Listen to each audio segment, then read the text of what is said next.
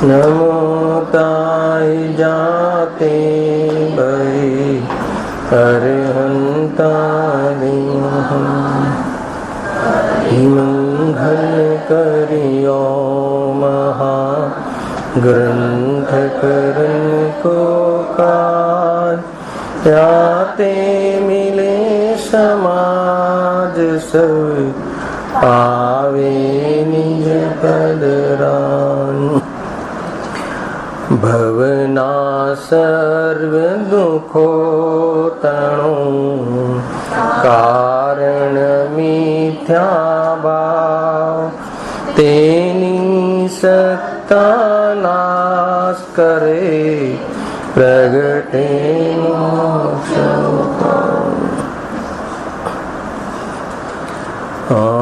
आत्मरूप अनुपम अद्भुत याहि लखे भव सिंधु तरो आत्मरूप।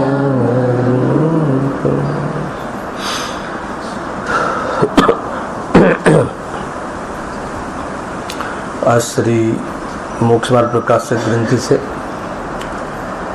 चौथा अधिकारનો આપણે અહીંયા પ્રારંભ ગત વ્યાખ્યાનમાં સામાન્ય ભૂમિકા રૂપથી કર્યો હતો. યોગાનું યોગ આજે અષ્ટાનિકા મહાપર્વ પણ ચાલી રહ્યું છે. બહુ પવિત્ર દિવસો છે.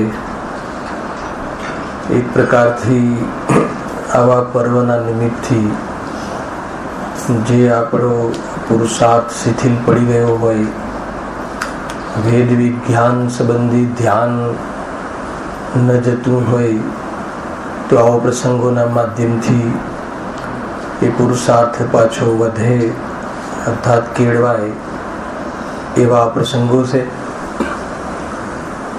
કુલ મળીને દેવગતિથી દેવો જળવે ભવ ના ભોગો તે નિવૃત્ત થઈ અને નંદીશ્વર દીપની પૂજન આદિ કરવા નીકળે છે. વર્ષમાં 3 વાર 8-8 દિવસ. ખ્યાલ આવ્યો?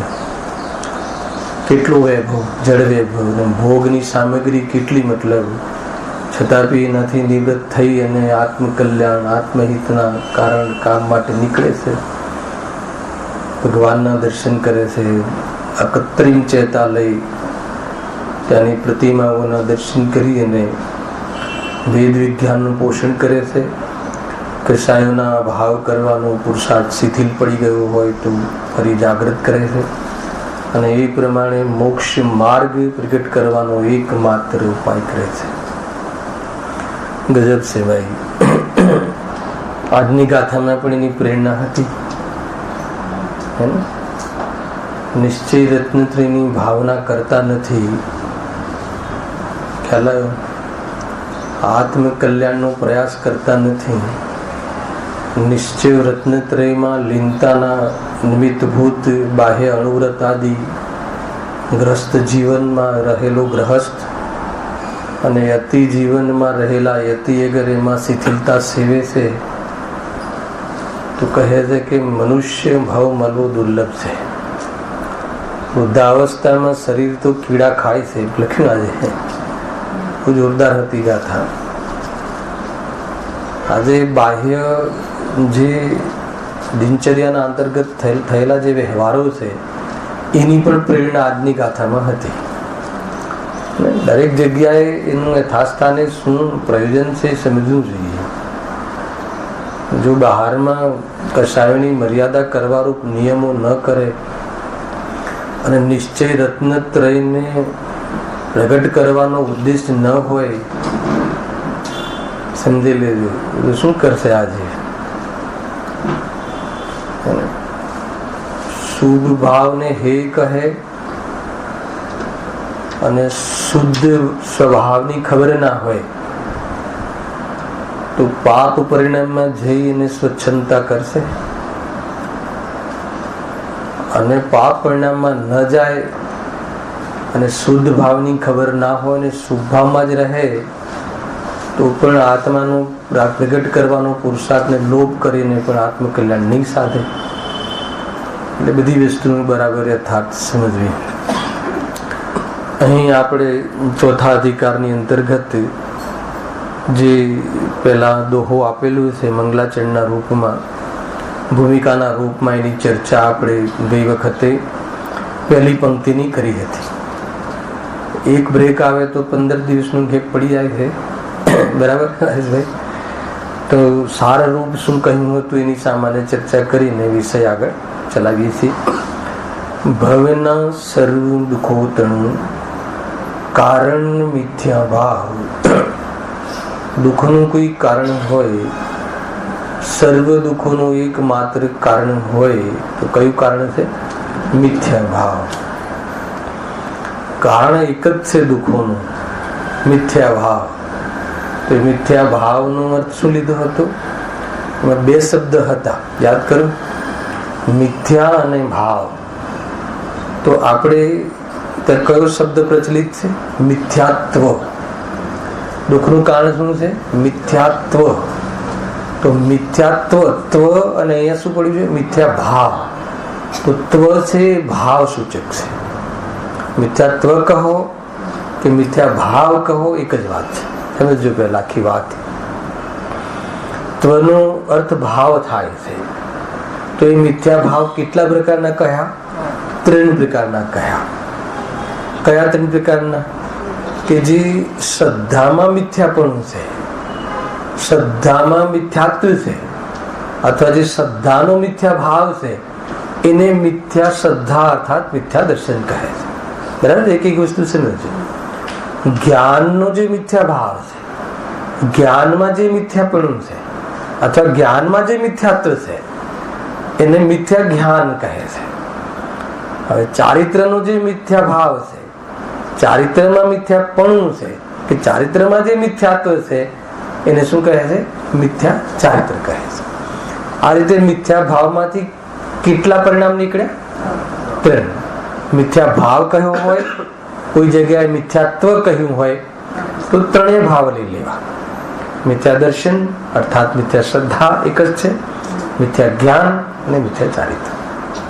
બહુ જ એક એક વસ્તુને ખુલાસા કરીને એટલે કહું છું કે આગળ આ બધું મારે જરૂર પડવાની છે વિષય સમજવામાં.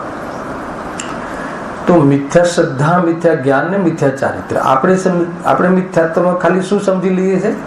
મિથ્યા દર્શન. પણ 3 ભાવ સમજવા. તથાપિ મિથ્યા જ્ઞાન અને મિથ્યા ચારિત્રમાં નું કારણ કોણ છે? મિથ્યાત્વ છે, મિથ્યા દર્શન છે, મિથ્યા શ્રદ્ધા છે. બરાબર? અર્થાત આપણે એમ સમજીએ કે મિથ્યા જ્ઞાન જે છે એ શું છે? મિથ્યા જ્ઞાનમાં જ્ઞાનના દોષની વાત છે કે શ્રદ્ધાના દોષની વાત છે? ખ્યાલ? પ્રશ્ન છે મારો. ઓછી જાણકારીને મિથ્યા જ્ઞાન કહે છે કે કોઈ ચીજની જાણકારી ના હોય એને મિથ્યા જ્ઞાન કહે છે?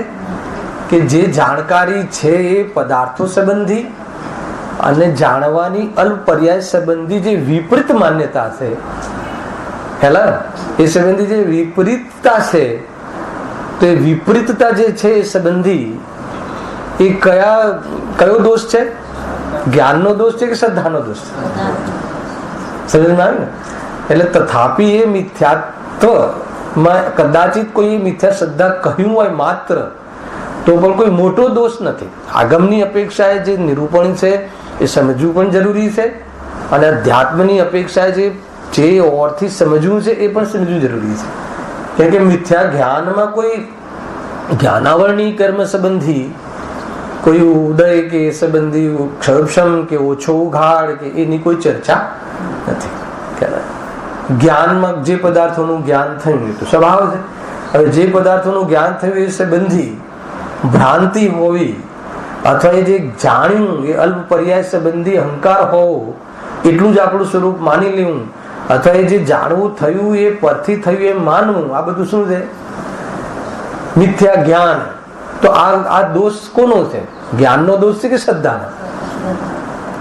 એક આપણે લાસ્ટ ટાઈમ ચારિત્રમાં ખોલી હતી આ વાત, યાદ છે? આખો વિષય, આખો પીરિયડ ચારિત્ર સંબંધી લીધું હતું. હતા પ્રફુલભાઈ? યાદ છે કોઈને વિષય? ચારિત્રમાં શું અહીંયાથી મેં પ્રશ્ન કર્યો હતો, અને શું ચારિત્ર, મિથ્યા ચારિત્ર કોને કહેવાય, એક પ્રશ્ન મૂક્યો હતો. એ પ્રશ્ન યાદ કરાવું છું, ખુલાસો આજે નહીં કરું, થઈ ગયો છે. માની લો કે કોઈ જ્ઞાની પૂજા પાઠ આદિ કરે છે, યાદ આવ્યું? અને અજ્ઞાની અર્થાત આપણે લઈ લો, આપણે પૂજા પાઠ કરીએ છીએ, તો આપણે જે પૂજા પાઠનો ભાવ છે અને જ્ઞાનીને જે પૂજા પાઠ આદિનો ભાવ આવ્યો છે, તો આપણે જે ભાવ કરીએ છીએ પૂજા ભાવ, એને મિથ્યા ચારિત્ર કહેવાય. અને જ્ઞાની પૂજા પાઠ આદિ કરે છે એને સમ્યક ચારિત્ર નથી કહેવાતું. શું કહેવાય છે એને? વ્યવહાર ચારિત્ર કહેવાય છે, અથવા વ્યવહાર ધર્મ કહેવાય છે, અથવા સરાગ ચારિત્ર કહેવાય છે. અને અર્થાત અને આપણું જે પૂજા પાઠ આદિનો ભાવ છે એને તમે મિથ્યા ચારિત્ર કેમ કહો? ભાવ એક જ, ખ્યાલ આવે? તો ત્યાં ચારિત્ર સંબંધી ભૂલ નથી. એ જે રાગ આવ્યો, એ જે રાગ સંબંધી આશ્રવ તત્વ છે, એ સ્વભાવ છે, એનાથી ધર્મ થતો નથી. એને એવું ભાન હોવાના કારણે એનો એ ભાવ શું છે? વ્યવહાર ધર્મ અથવા વ્યવહાર ચારિત્ર કહેવાય છે.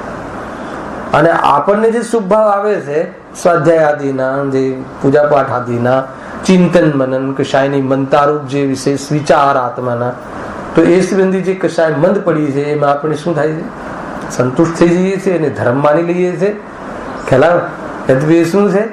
ચારિત્રનો મલ છે, ચારિત્રની વિકારી પર્યાય છે, રાગ છે, સ્વભાવ છે. તો એ સંબંધી આપણું માનવું શું થાય છે કે ભાઈ એમ કરતા કરતા તો ધર્મ થશે ને. ચલો એ ધર્મ નથી, પણ એ ધર્મનું કારણ તો ખરું કે નહીં? આજે ગુરુદેવે કહ્યું ને કે એમાં રહેવું જરૂરી છે, એમાં રહેવું જરૂરી છે. નો શું હતો? હે ને, અશુભમાં જઈને આત્માને પ્રાપ્ત કરવાના અવસરો પણ ન ખોતો, પણ એ અવસરોમાં રહી અને એ અવસરથી આત્મા મળી જશે, શાંતિ મળી જશે, એમ પણ નહીં માનતો. બે વસ્તુ ખ્યાલ આવે? તો એ રીતે છે. જો પાપ ભાવ જે હોય છે ને, જ્ઞાનીની વાત કરીએ, થોડું લઈ લઈએ 2 મિનિટ, કદાચ વિષય અમુકને ખ્યાલ ના પણ હોય. જ્ઞાનીને પણ જે પાપ ભાવ આવે કે ના આવે? કે આવે જ નહીં?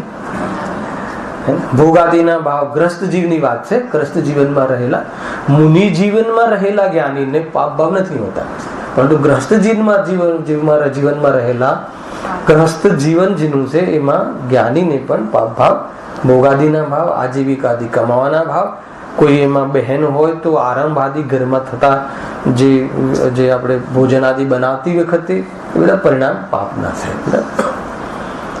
તો એને કયું ચારિત્ર કહેવાય?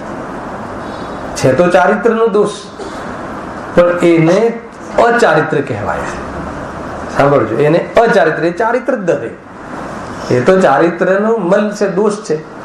પણ હવે જે પૂજા પાઠ આદિના જે રાગ છે, શુભ રાગ છે, એને જ્ઞાનીના માટે એ વ્યવહાર ચારિત્ર, વ્યવહાર ધર્મ. કેમ વ્યવહાર ધર્મ? એમાં એક મેં લોજિક બતાવ્યું હતું. અને આપણે જે રાગાદી ભાવ આવે છે, શુભ ભાવ, સ્વાધ્યાયના ભાવ, આપણે એને વ્યવહાર ચારિત્ર ના કહેવાય. કેમ ના કહેવાય? એક સીધો જવાબ એ છે કે નિશ્ચય હોય તો એને વ્યવહાર કહેવાય. એક સીધો જવાબ એ છે, બરાબર છે. પણ એની પાછળનું લોજિક શું છે? નિશ્ચય હોય તો એને વ્યવહાર કેમ કહેવાય? કેમ કે એ વ્યવહાર જ્ઞાનીઓને નિશ્ચયમાં હેતુ બને છે, નિમિત્ત બને છે. અને અજ્ઞાનીને એ વ્યવહાર હે ને માન કશાયના પોષણમાં નિમિત્ત બને છે. અંતર ખ્યાલમાં બારીક બારીક વાતો છે, પણ સમજજો ફરીથી. હા, જે જ્ઞાનીને જે ઉપવાસ આદિ કરે, સ્વાધ્યાય આદિ કરે, તો એના માધ્યમથી આત્મામાં જવાનો પુરુષાર્થ વધારે છે, એવા નિમિત્ત બનાવે છે. માની લો કે આપણે સરળ ઉદાહરણ લઈએ. કોઈ વ્યક્તિ, 2 વ્યક્તિ છે, એકની પાસે અઢળક પૈસો છે, બીજાની પાસે પણ અઢળક પૈસો છે. પણ એક જે અઢળક પૈસો છે એ અય્યાસીમાં ઉડાવે છે, અને એક જે અઢળક પૈસો છે એ શિબિર આદિમાં, મતલબ કે કોઈ લાભ થાય એવી જગ્યાએ વાપરે છે. ખ્યાલ આવ્યો?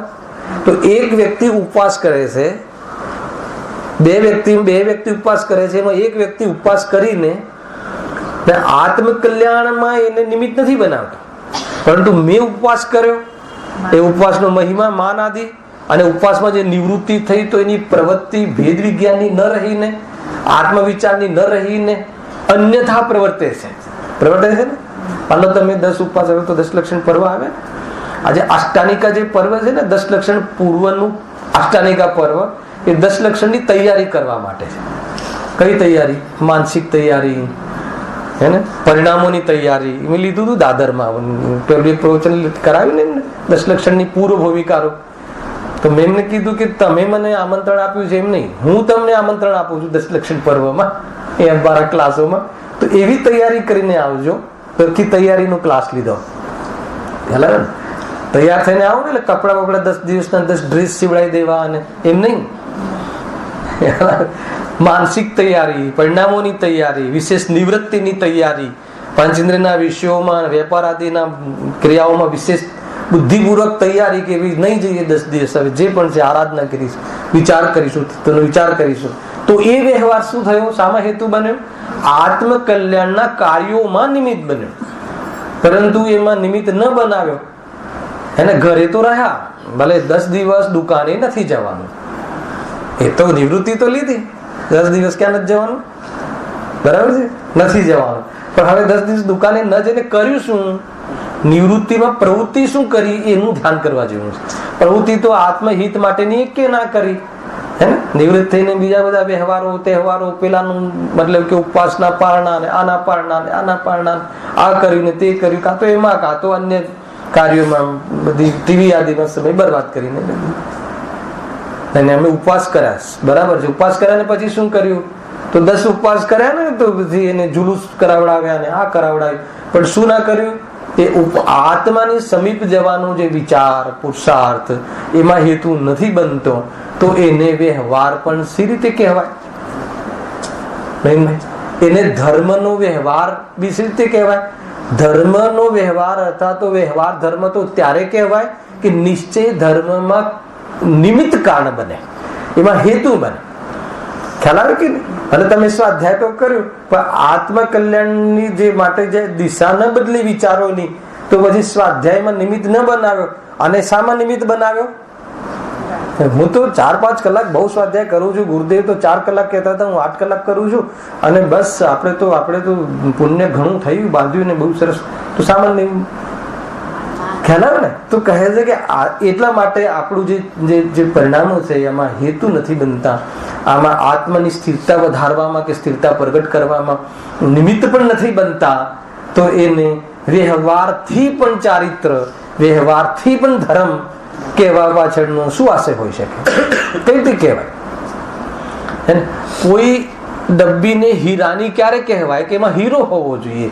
તો ડબ્બીને પણ હીરાની ડબ્બી કહેવાનો વ્યવહાર કરી શકાય છે, પણ એમાં હીરો ન રાખે, પથરા રાખે તો હીરાની ડબ્બી કેવી રીતે કહેવાય? સમજમાં આવે છે કે વ્યવહાર બી ત્યારે કહેવાય કે ત્યાં નિશ્ચય હોય, અર્થાત તો વ્યવહાર બી ત્યારે કહેવાય કે નિશ્ચયને બતાવે, અર્થાત વ્યવહાર બી ત્યારે કહેવાય કે નિશ્ચયને પ્રગટ કરવામાં નિમિત્ત કારણ બને. આ ત્રણેયમાંથી એક કે ચીજ નથી તો પછી કેવી રીતે વ્યવહાર કહેવાય? અચ્છા, તો પછી એને શું કહેવાય? જો એ વ્યવહાર એ પરમાર્થ નથી અને વ્યવહાર પરમાર્થનું પોષણ કરવામાં હેતુ બનતો નથી, તો એ વ્યવહાર ચારિત્ર, એ શુભ રાગ, એને શું કહેવાય? ત્યારે એ જીવનો શુભ ભાવ મિથ્યા ચારિત્ર નામ પામે છે. તો એ શું કામ મિથ્યા ચારિત્ર નામ પામ્યું? કે એ સંબંધી શું માને છે? એ સંબંધી તો કશાયનું પોષણ કરે છે, એને લઈને તો માન કશાયનું પોષણ કરે છે, એને ધર્મ માની લે છે. તો કે એના સંબંધી જે આવું માને છે, વિપરીત માને છે, શુભ ભાવ સંબંધી વિપરીત માનવું, એ ચારિત્રનો દોષ છે કે શ્રદ્ધાનો દોષ છે? શુભ ભાવ એ મિથ્યા ચારિત્ર નથી. શુભ ભાવ તો એક રાગ પરિણામ છે, જે જ્ઞાનીને પણ હોય. અગર શુભ રાગને મિથ્યા ચારિત્ર કહેશો તો શુભ રાગ 6ઠ્ઠા ગુણસ્થાન સુધી વ્યક્ત હોય છે. શુભ રાગ ક્યાં સુધી હોય ચંદ્રચંદભાઈ? ઉપયોગ રૂપથી બુદ્ધિપૂર્વક નો રાગ 6ઠ્ઠા ગુણસ્થાન સુધી કુનકુન દેવને હોય. કુનકુન દેવને પ્રવચન સાર, સમયસાર લખવાનો ભાવ આવ્યો, એ રાગ ભાવ છે કે વિતરાગ ભાવ છે? ચારિત્રનો દોષ છે ને. અચ્છા, એ રાગ ભાવ છે. અચ્છા, એ મિથ્યા ચારિત્ર છે કે વ્યવહાર ચારિત્ર છે? ગજબ છે. તો એમને વ્યવહાર ચારિત્ર કેમ કહ્યું? કેમ કે એના માધ્યમથી આત્મખ્યાતિ ટીકા લખી ને આચાર્ય અમૃતચંદ્ર દેવે વિશુદ્ધિ માટે આત્મામાં સ્વરૂપમાં જવા અર્થે એના માધ્યમથી વિચાર વિમર્શ કરી બહારના કસાયો તરફથી સંપૂર્ણ નિવૃત્ત થઈને સ્વરૂપમાં ડૂબી જવું, એટલા માટે પ્રભુલા પીકડમાં આવે. તો આપણે કોઈ બી બસ છે જળની ક્રિયા છે, કર્મ બાંધવામાં નિમિત્ત બનાવવાળી ક્રિયા, તો એ ક્રિયા મિથ્યા ચારિત્ર નથી, એ તો રાગની ક્રિયા છે. અચ્છા, કયા વ્યવહારને વ્યવહારાભાસ કહેશું અને કયા વ્યવહારને વ્યવહાર ધર્મ કહેશું? વ્યવહારાભાસીનો વ્યવહાર, સાંભળજો બરાબર, વ્યવહારાભાસી એટલે મિથ્યાત્વ. વ્યવહારમાં નિશ્ચયનો પરમાર્થનો આભાસ કરવો, વ્યવહાર કાર્યોમાં ધર્મનો આભાસ કરવો, આરોપ કરવો નહીં. આરોપ કરવો અલગ વસ્તુ છે અને આભાસ કરવો અલગ વસ્તુ છે. સમજમાં આવે છે કોઈ વાત? સૂક્ષ્મ પોઈન્ટ આવે છે. વ્યવહાર ધર્મમાં નિશ્ચયનો આરોપ કરવો એ તો હે ને, એમાં તો કોઈ દોષ નથી, પરંતુ વ્યવહાર ધર્મમાં પરમાર્થ ધર્મનો આ આભાસ કરવો, આભાસ થઈ જવો, ભાસ થઈ જવો ને, ભાસ થાય કે ન થાય? એક બી જીવનમાં તીવ્ર પાપ ના હોય, આપણા જીવનમાં નિંદનીય પાપ ના હોય, જીવન જે ગ્રસ્ત જીવનના અનુસાર ચરણાનુયોગના આજ્ઞા અનુસાર હોય, તો આપણને શાની ફિલિંગ આવે? હે, ધર્માત્માની ફિલિંગ આવે કે ના? જે ધર્માત્મા હોય છે એનું બાહ્ય જીવન આવું હોય છે, પણ એને લઈને ધર્માત્મા નથી. ધર્માત્મા તો વિતરાગતાને લઈને છે, ધર્માત્મા તો સમય દર્શનને લઈને છે. ખ્યાલમાં આવ્યો? અને સમય દૃષ્ટિ જીવોને એવું જીવન બહારમાં હોય છે. કેટલો ફરક પડી જાય છે ભાઈ. તો બહુ જોરદાર છે આ પ્રકરણ. મિથ્યા ભાવ કે વધારે ગરબડ આમાં છે, આચરણમાં. કોઈ આચરણમાં સંતુષ્ટ થઈ જાય છે અને કોઈ આચરણમાં ધર્મ ન માનીને દુરાચરણ કરે છે. બે ખોટા છે. શુદ્ધાત્માના લક્ષ વગર, શુદ્ધાત્માની દ્રષ્ટિના પ્રયોજન વગર અથવા શુદ્ધાત્માની દ્રષ્ટિ વગર કોઈને કોઈ જગ્યાએ શ્રદ્ધાની ભૂલ ચાલી રહી છે. ખ્યાલ? શુદ્ધાની ભૂલ શું છે કે શુભ આચરણમાં ધર્મ માની લેવો એ બી શ્રદ્ધાની ભૂલ છે. ખ્યાલ આવે ને? હવે શુભ આચરણમાં ધર્મ નથી તો દુરાચરણમાં ધર્મ છે, તો એમ કહી અને દુરાચરણ પ્રવર્તવું એ બી સ્વચ્છંદતા છે. બધા શ્રદ્ધાના દોષોના અંતર્ગત આવા કાર્યો જે કરે. અચ્છા, આપણો પ્રશ્ન હતો ને, કયો વ્યવહાર, મતલબ કે કયા વ્યવહારને વ્યવહારાભાસ કહેવો અને કયા વ્યવહારને વ્યવહાર ધર્મ કહેવો, અને એટલું બતાવી દો પછી હું આગળ વધું છું વિષય. અચ્છા, મને એ બતાવો કે વ્યવહાર ધર્મ અને વ્યવહારા આભાસીનો વ્યવહાર, જેને વ્યવહાર ધર્મ છે એવા સમ્યક દૃષ્ટિનો વ્યવહાર અને વ્યવહાર આભાસીનો વ્યવહાર, એ બંને સમાન હોય છે કે જુદો હોય છે? શું કેવું છે? તમે શું કીધું બેન? જુદો હોય. આ બાજુ રાજુભાઈ સમાન હોય છે. શું અલગ હોય એ બતાવો તમે. માન લો કે તમે અષ્ટદ્રવ્યથી પૂજા કરો, હું અષ્ટદ્રવ્યથી મને જ લઉં એટલે કોઈ ડિસ્ટર્બન્સ ના થાય, નહીં તો કોઈ મને મિથ્યા દ્રષ્ટિ કહ્યું એમ થઈ જાય. માન લો કે હું અષ્ટદ્રવ્યથી પૂજા કરું છું, ગુરુદેવ શ્રી અષ્ટદ્રવ્યથી પૂજા કરે છે, તો એમની ક્રિયા અને મારી ક્રિયા બરાબર સાફ સુથરી છે. એ બી કરે છે, એ બી નૈવેદ્યમાં નૈવેદ્ય ચડાવે છે, એ બી કરે છે, અને એમને બી પરિણામ એટલા મંદ છે ને મને બી પરિણામ મંદ છે. તો બાહ્ય વ્યવહારમાં શું અંતર છે? નહીં, પહેલા મને બતાવો કે એમને એ જે વ્યવહાર કરે છે ધર્મના નામે, એ વ્યવહાર અને એક મિથ્યા દ્રષ્ટિ જે વ્યવહાર કરે છે ધર્મના નામે, એમાં શું અંતર છે? શું કે એ તો આ બે વ્યવહાર બે રાગ છે. હવે જે પરિણામની ચર્ચા કરું છું બે શુભ રાગ છે. વ્યવહાર જે કહ્યો એ કોઈ એ ન જ્ઞાનનું પરિણામ છે ન શ્રદ્ધાનું પરિણામ છે. નિશ્ચય રત્નત્રયની સાથે રહેલું વ્યવહાર રત્નત્રય, ગુરુદેવે પ્રશ્ન ઉઠાવ્યો. વ્યવહાર શ્રદ્ધા, વ્યવહાર જ્ઞાન અને વ્યવહાર ચારિત્ર એ કયા ગુણની પર્યાય છે? વ્યવહાર શ્રદ્ધા એ કયા ગુણની પર્યાય છે? વ્યવહાર શ્રદ્ધા એ શ્રદ્ધા ગુણની પર્યાય નથી. એ ચારિત્ર ગુણની પર્યાય. ખ્યાલ આવે છે કે નહીં? વ્યવહાર શ્રદ્ધા, માની લો કે દેવશાસ્ત્ર ગુરુની શ્રદ્ધા અર્થાત તો આત્માની શ્રદ્ધા, એનો વિકલ્પ, એ સંબંધી વિકલ્પ. આત્મા અનંત ગુણોનો પિંડ છે, આત્મા ચેતન સ્વરૂપ છે, જળ સ્વરૂપ નથી, એવો વિચાર અને એવો ભાવ જ્ઞાનીને આવે કે ના આવે? પ્રતીતિ થઈ ગયા પછી બી તો એ જે ભાવ આવે એ વ્યવહાર શ્રદ્ધા કહેવાય છે. એ એમને ભાવ આવ્યો જ્ઞાનીને, અને રાજેશભાઈ આપણને બી એવો ભાવ આવ્યો, તો એ ભાવમાં શું અંતર છે? એ બી રાગ ભાવ છે, એ બી રાગ, અને રાગ ભાવનો વિષય બી સેમ છે, કોઈ અંતર નથી. ખ્યાલ આવે કે નહીં? ઓર લઈએ, ઓર એવી કસ્ટડીમાં એવું ઉદાહરણ લઈએ કે ભૂલ જ ના પડે. માન લો કે એક દ્રવ્યલિંગી મુનિરાજ, બરાબર છે? દ્રવ્યલિંગી મુનિરાજ એટલે કોણ? કે જેને આત્મદર્શન નથી, પરંતુ બાહ્ય આચરણ ભાવલિંગી સંતો જેવું છે, મહાવ્રત આદિ. તો એમને જે મહાવ્રત આદિની પ્રવૃત્તિ અને પરિણામ, અને ભાવલિંગી સંતના જે મહાવ્રત આદિની પ્રવૃત્તિને પરિણામ, કશાયની મનતા અને પરિણામ, એમાં શું અંતર છે? સમાન સમાન છે. તો પછી એકને વ્યવહારનો આભાસ મિથ્યા દ્રષ્ટિ, અને એકને તમે વ્યવહાર ધર્મ રૂપ વ્યવહાર ચારિત્ર કહો છો. શું કામ પક્ષપાત કર્યો?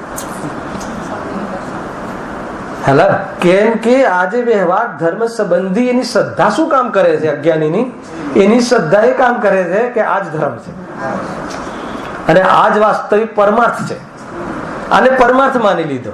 અને અજ્ઞાન અને જ્ઞાની શું માને છે? કે સ્વરૂપમાં રહેવાતું નથી, તો બીજે ક્યાં જાઓ? એટલે અહીંયા આવ્યો છું પ્રભુ, પણ અહીંયા મારે આવવું નથી, અને અહીંયા આવવું પણ પોસાતું નથી. આવી જે શ્રદ્ધા ચાલે છે, એટલા માટે એને આવે અહીંયા રહી અને અશુભથી બચે છે, અને અહીંયા રહી શુભમાં આવીને પણ શુદ્ધનો વિચાર કરીને પાછો શુદ્ધમાં જવાનો પુરુષાર્થ કરે છે.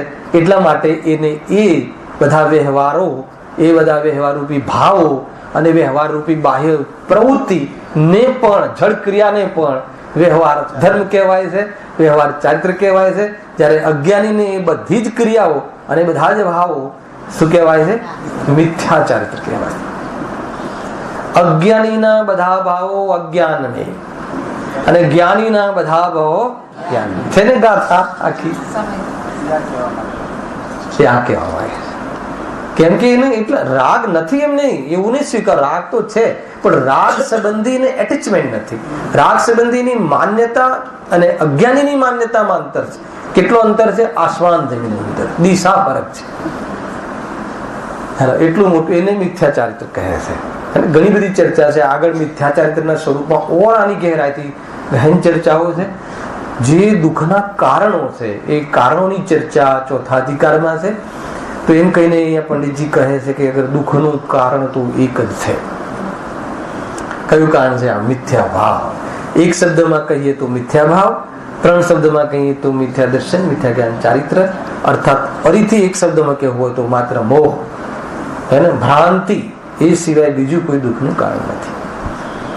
દુઃખના કારણો તો અલગ અલગ કહીએ છીએ આપણે કે ભાઈ અમને આ દુઃખ છે, અમને મનથી દુઃખી છે, કોઈ તનથી દુઃખી છે, કોઈ ધનથી દુઃખી છે.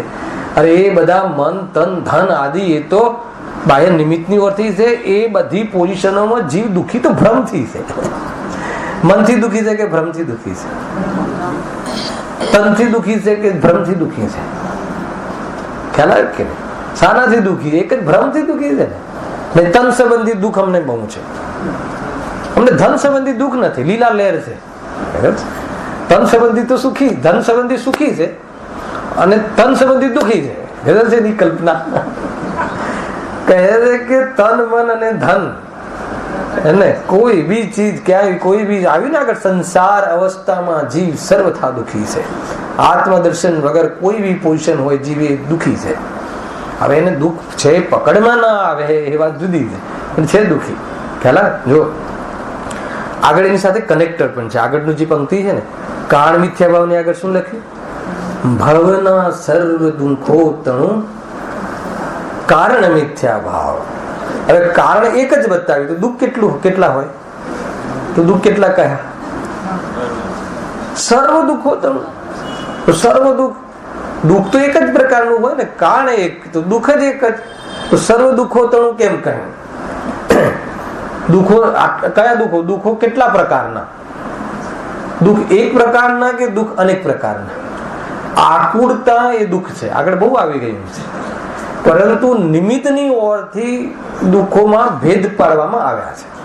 ઇન્દ્રિય જનિત દુઃખ, પર્યાય સંબંધી દુઃખ, કર્મની ઓરથી દુઃખ. તો દુઃખ તો એક જ છે, પણ બહારમાં જે નિમિત્તો અલગ અલગ છે એની ઓરથી દુઃખોને પણ અનેક કહ્યા.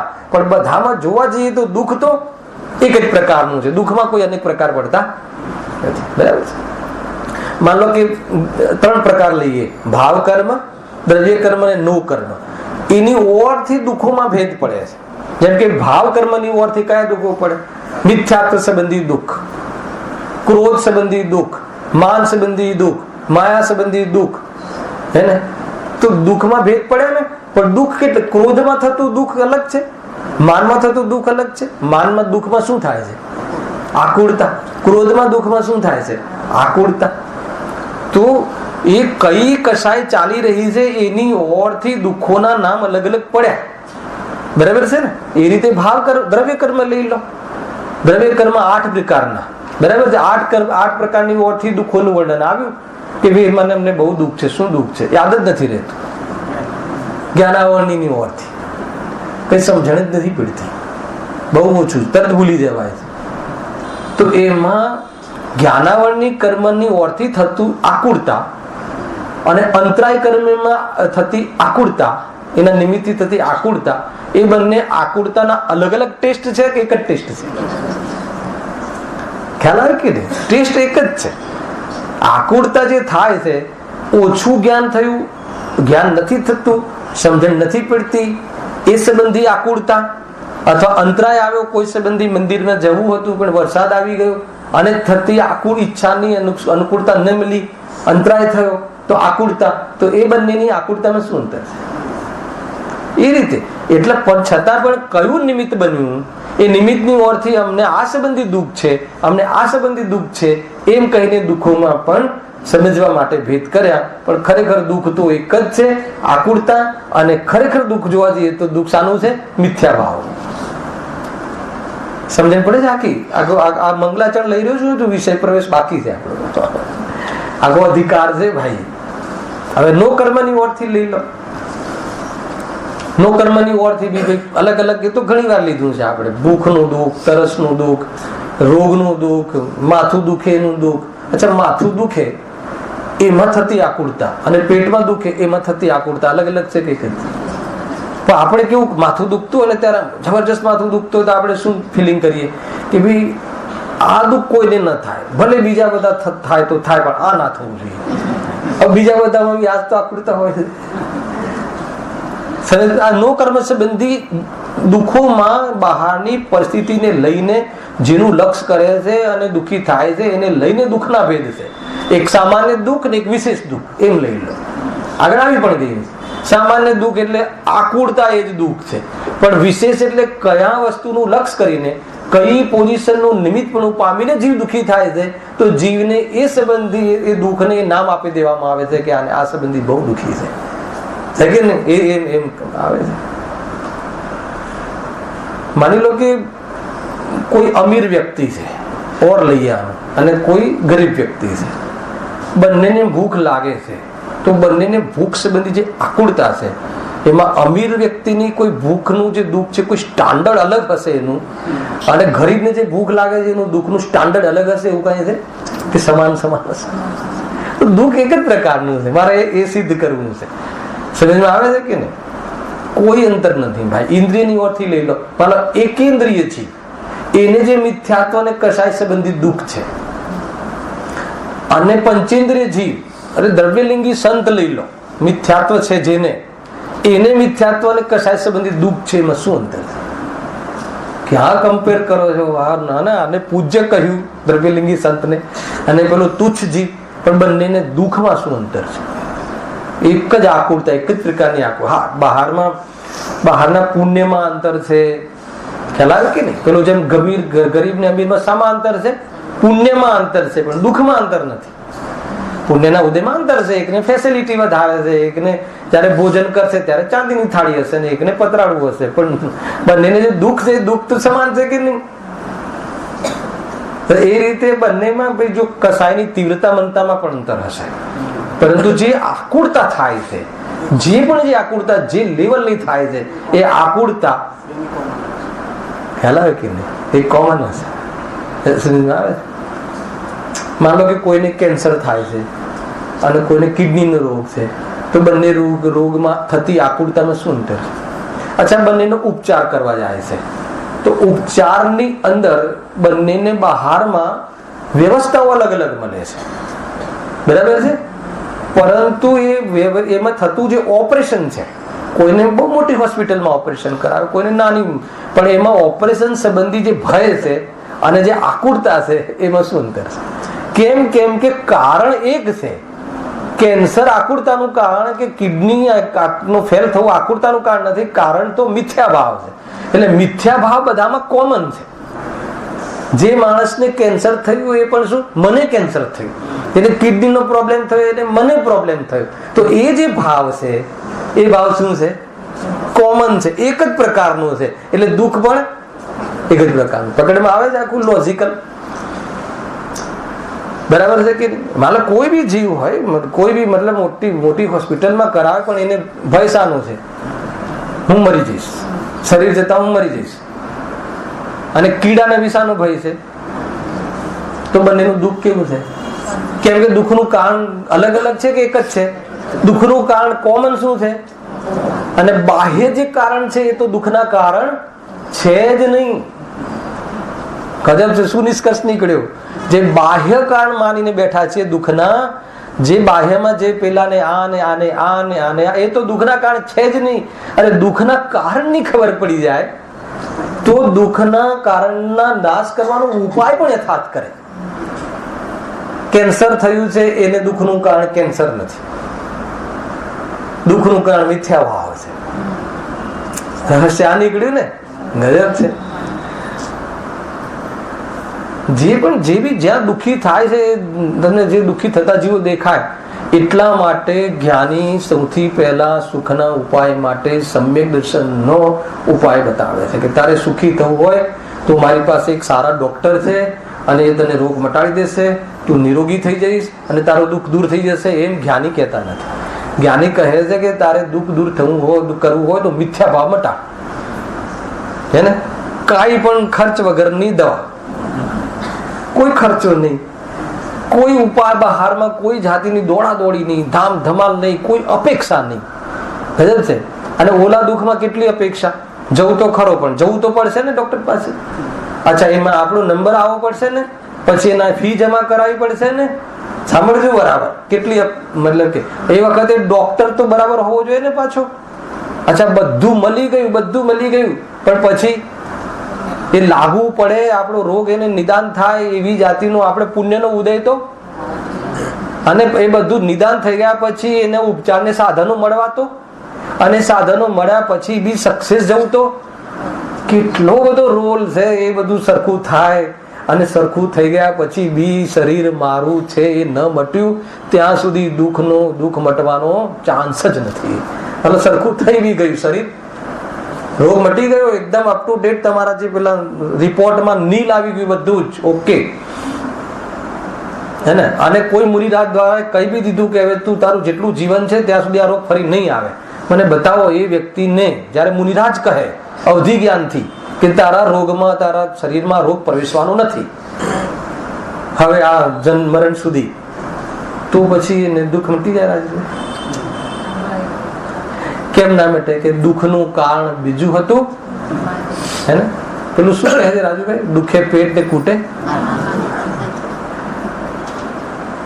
કિડની આ ખરાબ થઈ હોય અને આ કિડની નું ઓપરેશન કરાવે તો મટે કે ના મટે? સિમ્પલ લોજિક છે, ક્યારે ના મટે? તો દુઃખનું કારણ કઈ ઓર છે અને ઉપાય કઈ ઓર જગ્યાએ કરે છે, એટલે દુઃખ મટતું નથી. તો દુઃખનું કારણ કોણ? મિથ્યા ભાવ. મિથ્યા ભાવમાં શું લેવું? મિથ્યા ભ્રાંતિ. કઈ કે દેહને તું તારું માને છે, દેહમાં કઈ થાય ને મને થયું એમ માને છે, એ માન્યતા, એ મિથ્યાત્વ છે, એ શ્રદ્ધાનો મિથ્યા ભાવ છે, અને એવું જાણે છે એ જ્ઞાનનું મિથ્યાપણું છે, અને એવું વર્તે છે એ ચારિત્રનું મિથ્યાપણું છે. જ્યાં સુધી આ મિથ્યાપણું નહીં જાય ત્યાં સુધી બહારમાં જે પણ કાંઈ થાય તો પણ તું સુખી નહીં થાય, દુઃખી રહેશે. એટલા માટે શું મટાડવું છે? જો તમે આ વાત તમને એમ લાગતું હશે કે કઈ વાર અનેક રીતે આપણે કહીએ છીએ, પણ મને આજે તમે જીવવાણીની સામે એટલું સત્ય કહો કે આપણને જ્યારે કોઈ બહારમાં પોઝિશનો બને છે ત્યારે દુઃખનું કારણ મિથ્યા ભાવ છે, એના પર એક વાર ધ્યાન જાય છે તો નથી જતું. તો આજે ક્લાસમાં હું રિપીટ કરું તો શું પ્રોબ્લેમ છે? બરાબર છે કે નહીં ચંદ્રકાંત? એક વાર બી જાય છે, ધ્યાન જાય છે. અચ્છા, કોઈ મારા જેવો વ્યક્તિ મળી જાય ને ધ્યાન દોરે તો પણ હા ભાઈ વાત તો બરાબર છે, તો ઉપાય કરે છે એને મટાડવાનો. શું મટાડવાનો ઉપાય કરે છે? મિથ્યા તો વધારવાનો ઉપાય કરે છે કે મિથ્યા તો મટાડવાનો ઉપાય કરે છે? તો દુઃખનું કારણ વધારવાનો ઉપાય કરે છે કે મટાડવાનો ઉપાય કરે? તો દુઃખ ક્યાંથી મટે? પ્રફુલભાઈ બરાબર છે? બહુ પ્રોબ્લેમ છે આપણી સાથે.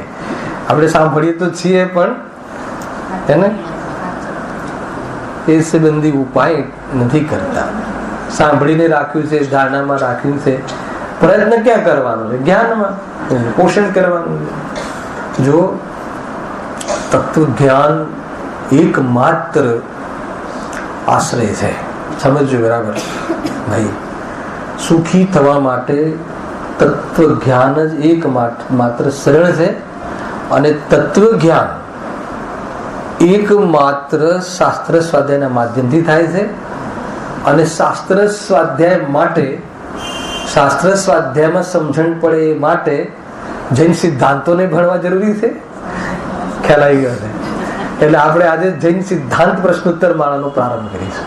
બહુ મહત્વપૂર્ણ આપણું જે મિશન છે, આત્મહિતનું જે મિશન છે, એ મિશનની અગર જો સફળતા કરવી હશે તો એકમાત્ર એને શાસ્ત્ર સ્વાધ્યાયના માધ્યમથી આ તત્વનું સેવન કરવું જરૂરી છે.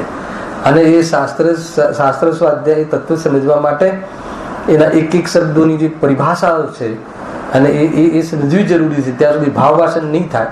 એટલા માટે હવે આજથી થવા વાળો જે પ્રોગ્રામ છે ચાલુ શનિવાર રાતનો, એ કેટલો મહત્વપૂર્ણ છે સમજવું. બરાબર છે? એમાં આમંત્રણ છે કોને? જેને દુઃખ દૂર કરવું છે એને તીર્થંકર પરમાત્માનું તત્વ અભ્યાસ માટે આમંત્રણ છે. અને કોણ આમંત્રણ આપે છે? તો એ આમંત્રણ હે ને બહારનો કોઈ શ્રેષ્ઠી આમંત્રણ આપે તો ગમે તેવું કામ હોય તો પણ નહીં. તો આ તો કોણ આપે છે આમંત્રણ? આવે ત્રણ લોકના નાથ. એ કહે છે કે આ જે સિદ્ધાંતો છે એ સિદ્ધાંતો સમજ્યા વગર તારા દુઃખના ભાવની સિદ્ધિ નહીં થાય. એટલા માટે એવું મહત્વપૂર્ણ બધા બહુ જ ધ્યાન રાખીને સમજવું જરૂરી છે. હમણાં મેં એક વાત કહી, ફરીથી કહું છું કે આપણને એ વાતની ખબર છે, જ્ઞાનમાં ધારણામાં છે કે ખરેખર દુઃખનું કારણ મિથ્યાત્વ છે, ભ્રાંતિ છે, મિથ્યા ભાવ છે. પણ જ્યારે બહારમાં દુઃખમાં નિમિત્ત બનવા વાળા જે પ્રસંગો છે, ઇન્દ્રિય જનિત, કર્મ જનિત, નો કર્મ જનિત, શરીર સંબંધી જે પોઝિશનો થાય છે, એ પોઝિશનોમાં પણ થતા દુઃખનું કારણ એક જ છે. કયું? મિથ્યા ભાવ.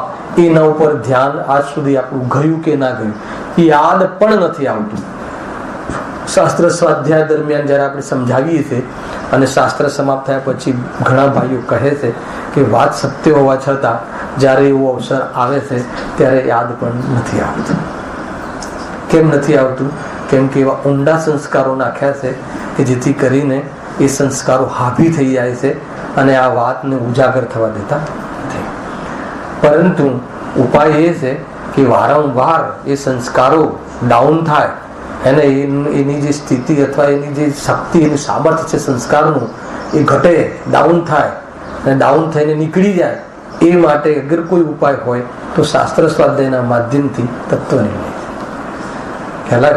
અને તત્વ નિર્ણયમાં શાસ્ત્ર સ્વાધ્યાય મુખ્ય છે, સત્સંગ મુખ્ય છે. તો એ કોઈ આ ઉપાય જે છે એ બાહ્ય ઉપાય હોવા છતાં પણ ભૂમિકા રૂપે આ ઉપાય યોગ્ય છે. શું કયો ઉપાય? તત્વનો વિચાર.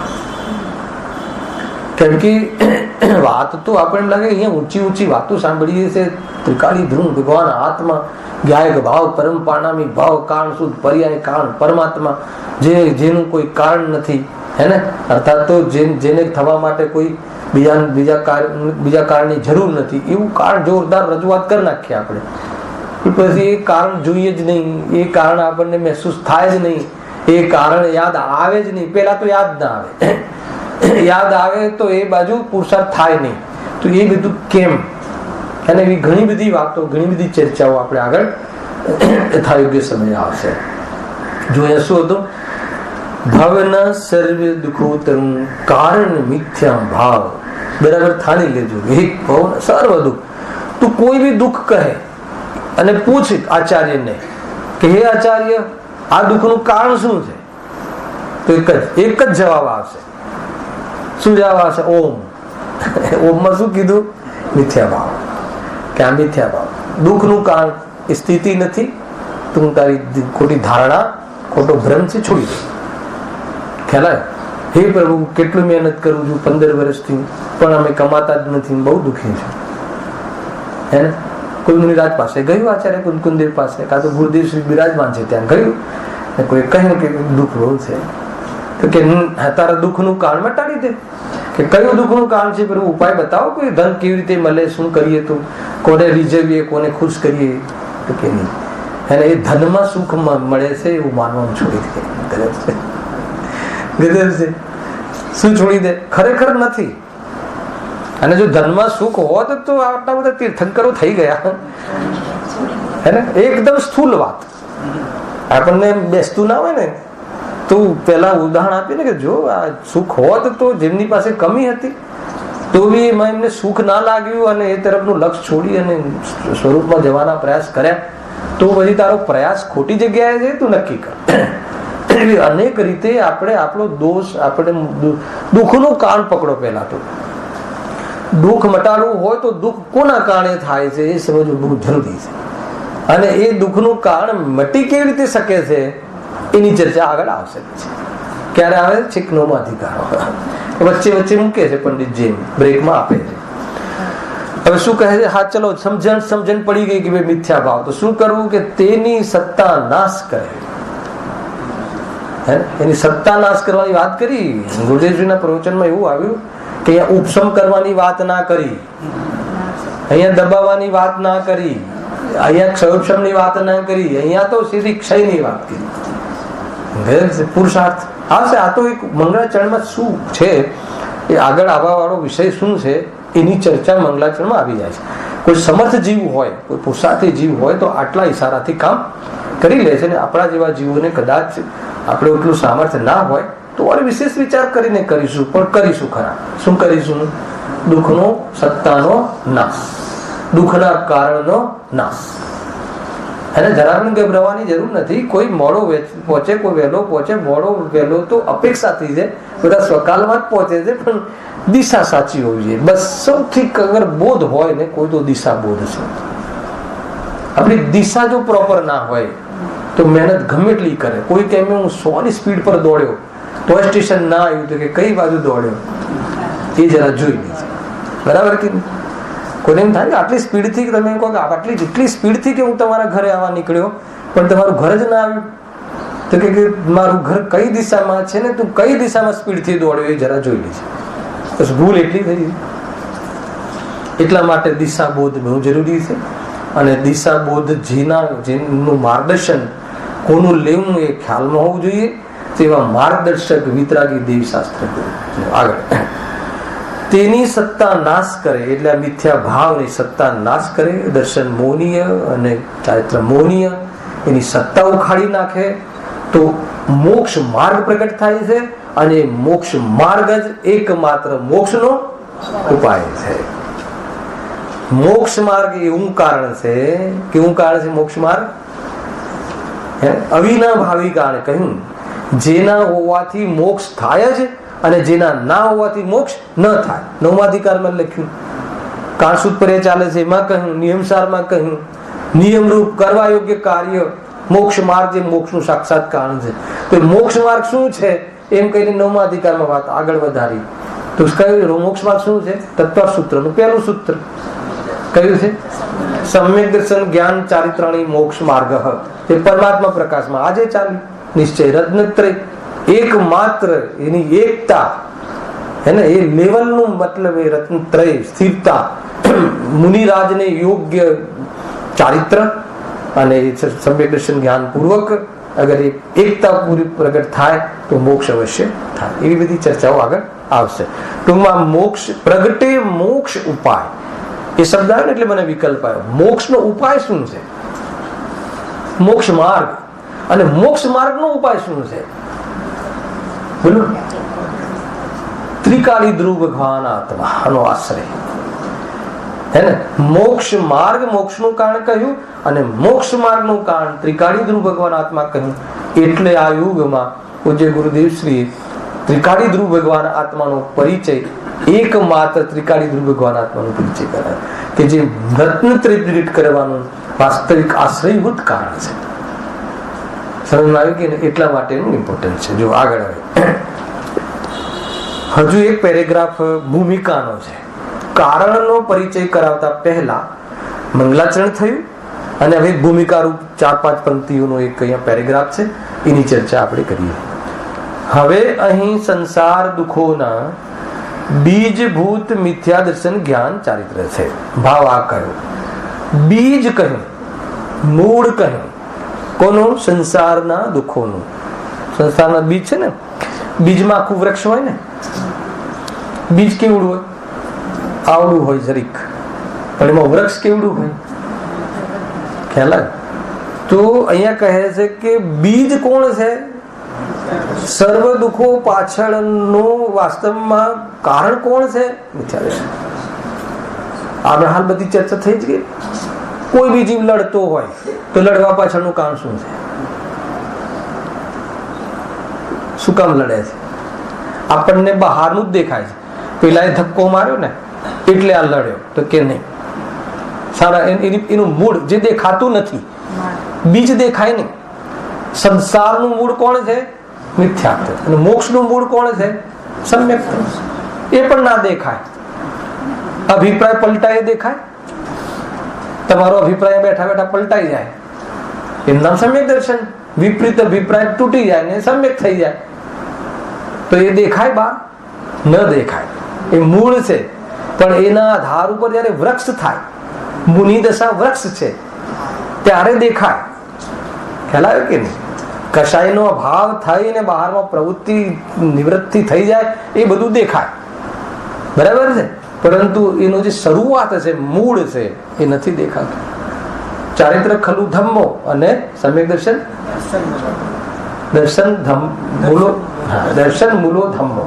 દર્શન ધર્મનું મૂળ છે અને ચારિત્ર ખરેખર ધર્મ છે. બે વસ્તુની મૂળ વગર કઈ રીતે ઝાડ આવ્યું ચારિત્રનું? ખાલી બસ કશાની મનતા કરીને ચારિત્ર થઈ ગઈ, મૂળમાં તો કઈ ખબર નથી. અહીંયા વાત સારી ચાલે છે. બીજ ભૂત. બીજ શું છે? મિથ્યા દર્શન. કોઈ બી ચીજ તમારે એમ થાય તો કે આ છોકરો આમ કેમ કરે છે, તો બીજું બધું નહીં જોવાનું. કર્મનો ઉદય ફુદય નહીં જોવાનું. બહારમાં કોઈ પરિસ્થિતિ, પેલું આમ કરે એટલે આમ કરે, એમ નહીં જોવાનું. શું કામ કરે છે? ખ્યાલ આવે? મિથ્યાત્વના કારણે કરે. બીજાનું શું કામ જોવાનું? આપણું જોવાનું ને. આપણે આમ શું કામ કરીએ છીએ? ખ્યાલ આવે? આપણે કોઈ બી ચીજ કરતા પહેલા વિચારવાનું કે આપણે શું કામ કરીએ, હું આની સાથે આવું એટીટ્યુડ શું કામ કરું છું. તો એવું નહીં સમજવાનું કે એને મારી સાથે આવું કર્યું એટલે મારે એની સાથે કરવું જ જોઈએ. આવું કરીએ તો જ બરાબર એને પાઠ ભણાવી શકીએ, આવું કરીએ તો જ બરાબર સફળતા મળે કે નહીં. આ જે હું કરું છું ને એ પહેલા તો સુખી થવા માટે કરું છું. ખ્યાલ આવે? અને આ શાના માટે કરું? સુખી થવા માટે. પણ સુખ ક્યાં મળે છે? આકુરતા થાય છે.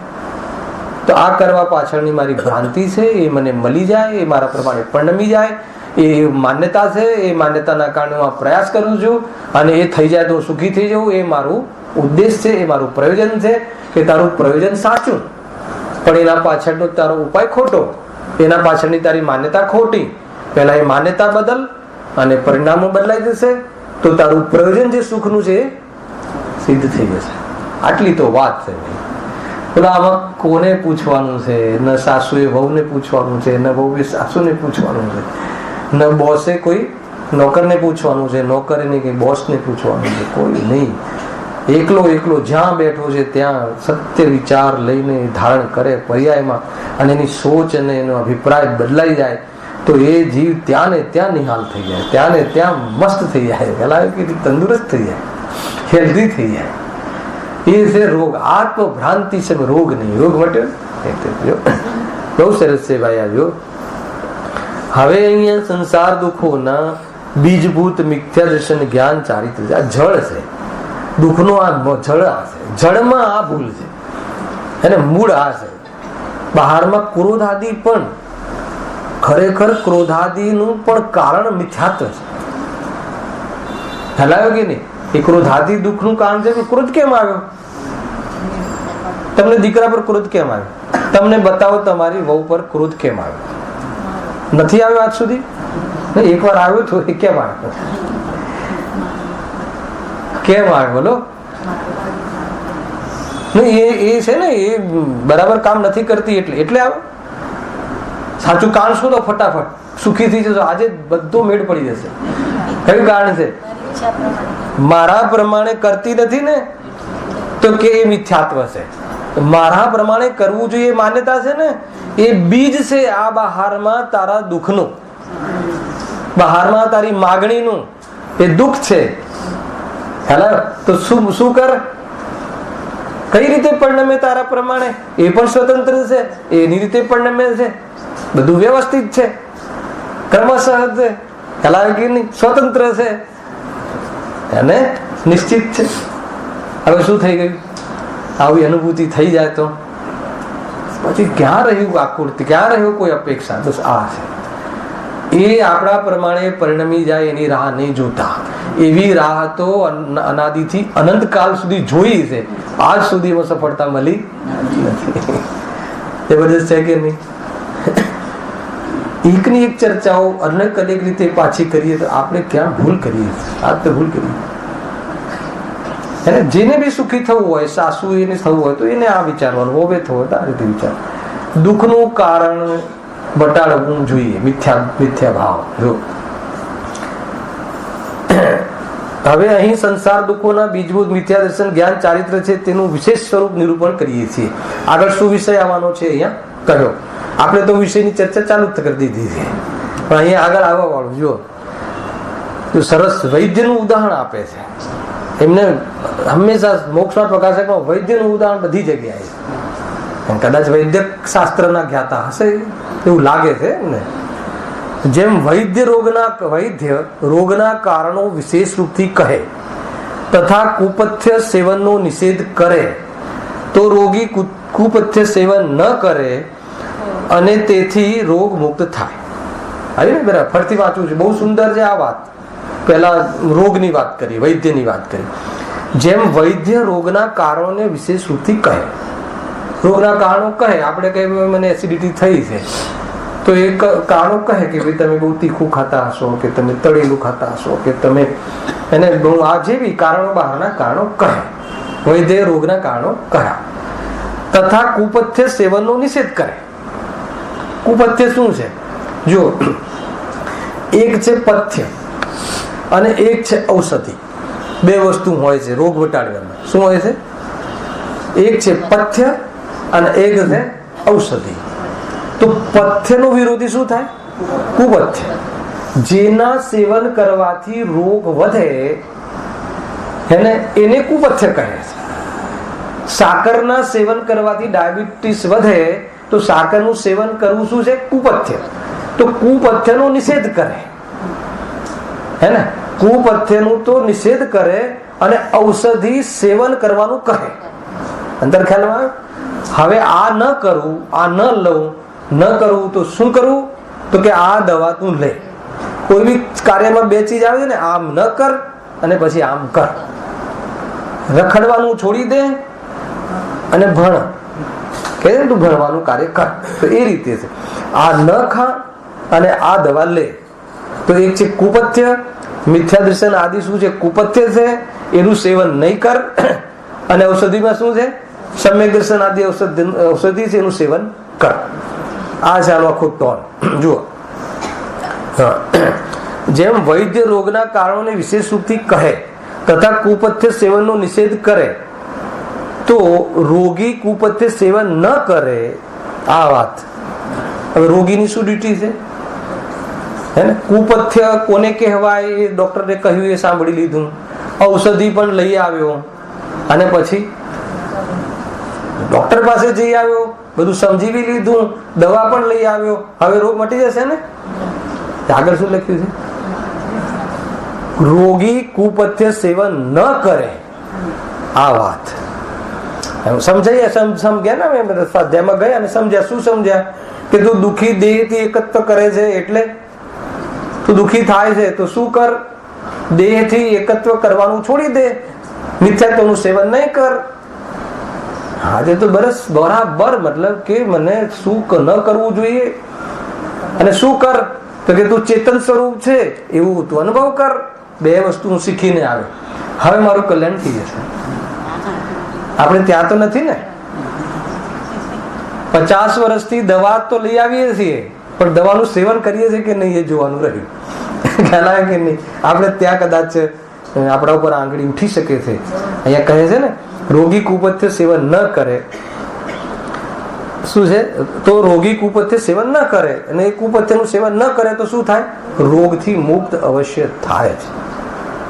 કુપથ્ય તો બતાવ્યા, મિથ્યાત્વ દુઃખનું કારણ છે. આપણે આ છોકરાઓને આપણા માનીએ છીએ ને એટલે જ ખરેખર દુઃખ છે. વાત તો સાચી છે, ગુરુદેવે કહ્યું છે. હવે બધું બરાબર છે, પણ હવે માનવાનું છોડ ને, એનું સેવન કરવાનું છોડ ને, એ ભ્રાંતિનું એ મમત્વનું માનવાનું એનું સેવન કરવાનું એને છોડી દે. તો કે એ નથી થતું, તો કે એ ભારે પડે છે. વાત ત્યાંથી આવી કે તું સુખી નહીં થાય. તું લાખ સાંભળી લે, લાખ ગુરુદેવની જય કહી દે, પણ નહીં થાય. એમને જે કહ્યું છે કુપથ્ય એનું સેવન છોડી દે, મિથ્યાત્વનું સેવન ન કર. એ સંબંધિત ચર્ચા આગળ થાય છે. જો તેથી રોગ મુક્ત થાય. આ તો રોગોની વાત કહી. કોઈ કહે કે ભાઈ મને છે ને કે બહુ જ છાતીમાં બહુ બળે છે, બહુ એસિડિટી થાય છે, તો શું કરવાનું? તીખું ખાવાનું છોડી દે. આટલું તો કરવાનું છે કે ના, એ ના છૂટે, એ તો ભાવે છે. તો કે બસ તો કે રોગ નહીં મટે. કેટલું સરળ છે, બરાબર? આટલું જ કરવાનું છે કે એટલું નથી થતું ને, બરાબર છે? મરચું ખાવાથી બહુ મતલબ જીભ બળે છે, તો શું કરું? મરચું નહીં ખાવાનું. ઉપાય એક જ છે. ના એવું કાંઈ કોઈ વ્યવસ્થા કોઈ એવી જાતનું થઈ જાય કે કંઈ નહીં થાય, બીજી કોઈ વ્યવસ્થા ઉપાય નથી. એ રીતની ચર્ચા છે. બહુ આગળ આપણે વિષય કાલે ખોલીશું રવિવારે, અને રાત્રિમાં જૈન સિદ્ધાંત પ્રશ્નોત્તરમાળા બુક બધાને સાહેબ આપેલી પણ છે, એ લઈ આવે. નોટ આડીની વ્યવસ્થા યોગ્ય સમય થશે તો સાંજે જોઈ લઈશું. એ પ્રમાણે આપણે સહેજાનંદી અવિનાશી